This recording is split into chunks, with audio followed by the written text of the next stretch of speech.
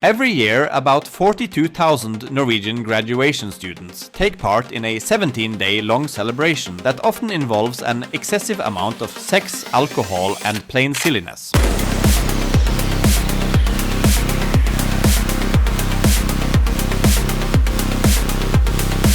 The Russ celebration in Norway is in many ways like the American spring break and takes place in May of each year.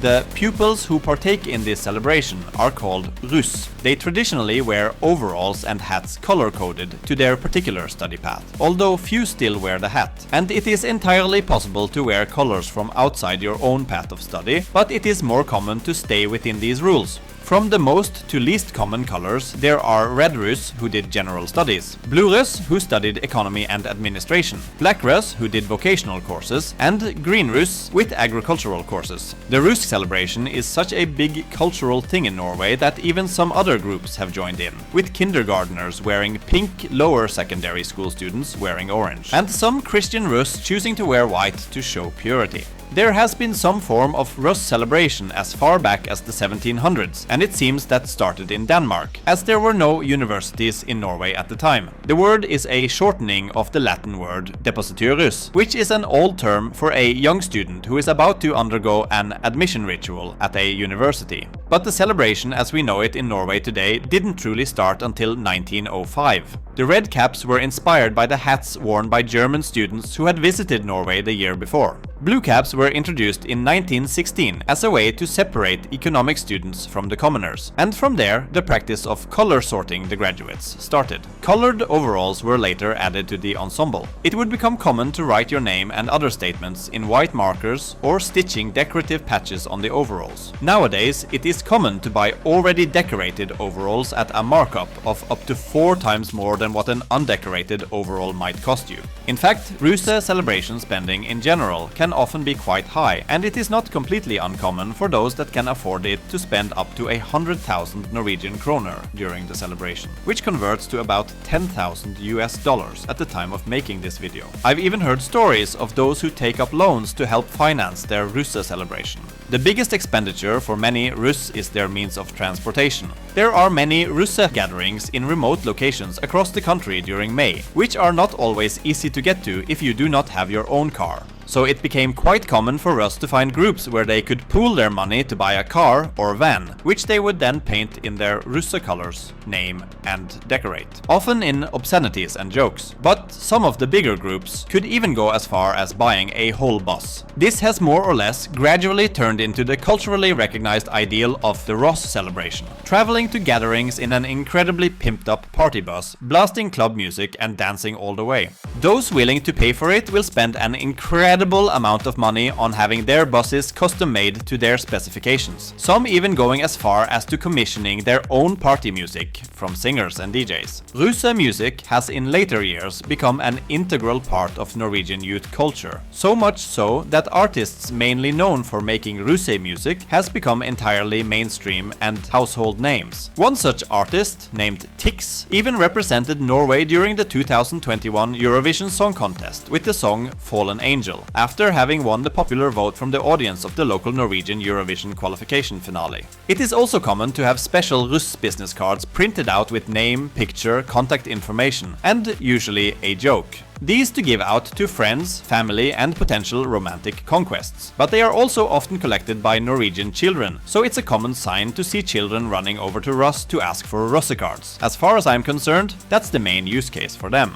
Another big part of the celebration is the concept of Russeknuter, or knots. The literal knots in that phrase is meant to be made in the tassels of your Russe hat after completing various challenges during the celebration period. But you would often just state that you have done various Russe knots, even though you never have any intention of actually tying them in your hat. It's just a word for challenges on this list that the Russ board of different regions in Norway have decided upon and made available. I've looked at the Westland region list of challenges for this video, as that is where I live. But I imagine it's not far off from other regions. A lot of the challenges are related to sex and alcohol, with 10 out of the 100 challenges on the list including the word sex, and 11 including the word drink. But all these are specified as being able to perform with non-alcoholic beverages, although most people will opt for the alcoholic variant. But there's a lot of variety in the weird things the list tasks you with doing. Eating breakfast in a roundabout is a classic.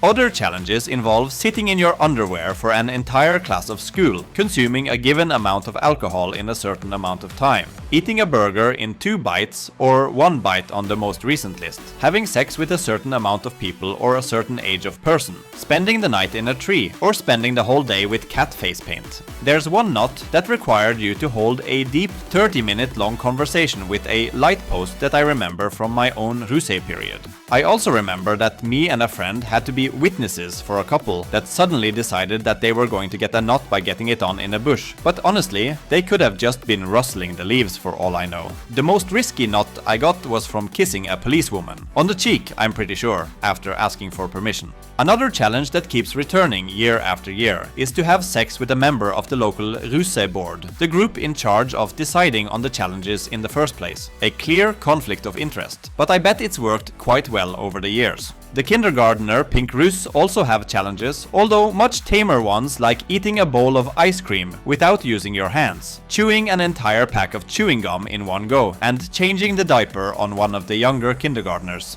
There's enough interesting challenges on these lists to cover a whole nother video, if there's any interest for that. But for now, let's move on. The 16th of May, the day before the Norwegian Constitution Day, our national day, is the last big night of partying.